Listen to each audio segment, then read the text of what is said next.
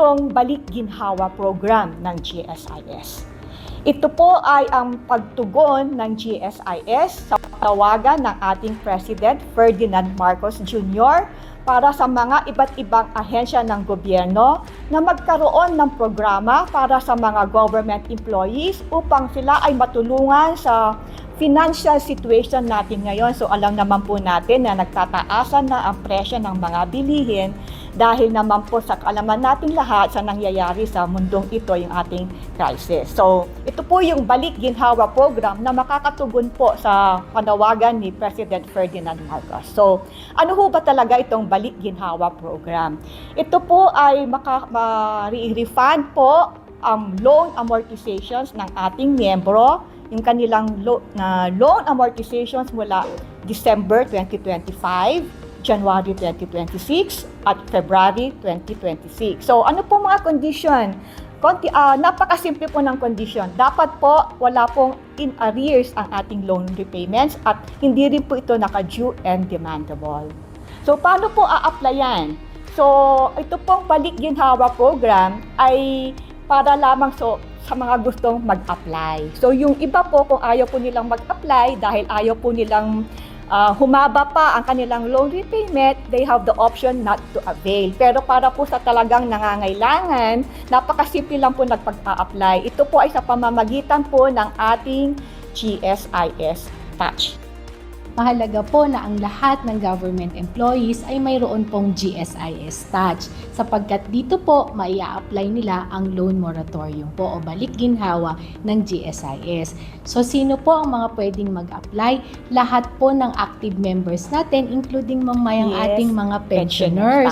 Bakit po pensioners? Di ba mamay? Kasi po sila ay meron din pong tinatawag na pension loan o yung pension emergency loan. So ito po ibabalik ng GSIS ang buwan na may karampatang bayad ng December 2025, January 2026 at February 2026. So tatlong buwan po siya. So wag po kayong mag-alala dahil ang tanong po ng karamihan, meron po bang penalty o interest kapag nakapag-refund?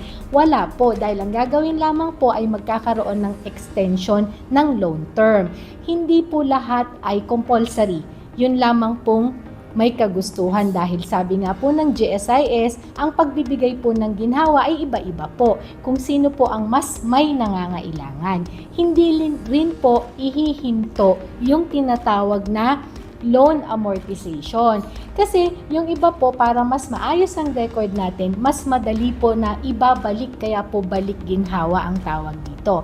Ang crediting time po, gustong-gusto po ni GSIS na apply ngayon, bukas pero 3 working days. So nung mga una po, medyo nagkaroon siguro ng kalituhan dahil natapat po ito sa pagnanasa ni GSIS na maibigay agad ang programa na tapat po na Lenten season, mamay. Yes. So, syempre po, meron po tayong holidays, Saturdays and Sundays, hindi po ito kasama. Okay po? Kung sakali po na hindi po ito na-credit, maaari po tayong mag-report sa Balik Ginhawa at gsis.gov.ph. So, ito po yung mga nasasabi na bakit wala pa. Kasi once po ito ay nai-apply natin sa GSIS Touch, mayroon pong prompt na makikita. Kung ito po ay on process, ito po ay na-credit na. Halimbawa po may problema po tayo o concerns, dito lamang po mamay tayo mag-i-email. Uulitin po namin, balikginhawa at gsis.gov.ph.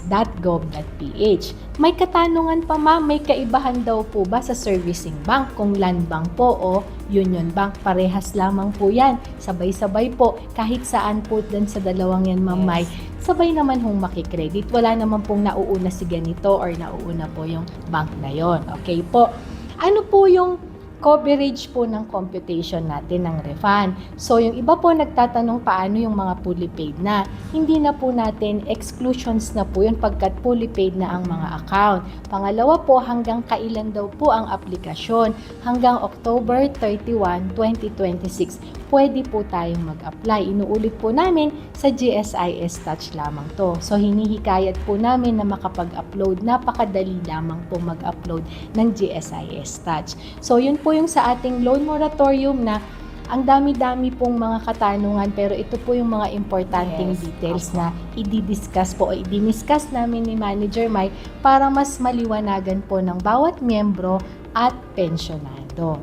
So lahat po ng klase ng loan kasama po dito ha, ang multipurpose loan, MPL Max, MPL Lite, emergency loan at housing loan. Housing At loan. kagaya po na nabanggit ni Ma'am Liz kanina, pati po yung pension loan para sa ating mga pensioners. So, ang deadline po ng application ay October 31, 2026. So, ang basis po ng evaluation is upon date of filing. Yun po yung ating reckoning date para malaman kung ang isang miyembro o pensioner ay pwedeng mag-avail nitong loan moratorium. So, kung inuulit po namin, kung meron po kayong gustong maliwanagan, katanungan, or further explanation, pwede pong mag-email sa balikginhawa@gsis.gov.ph.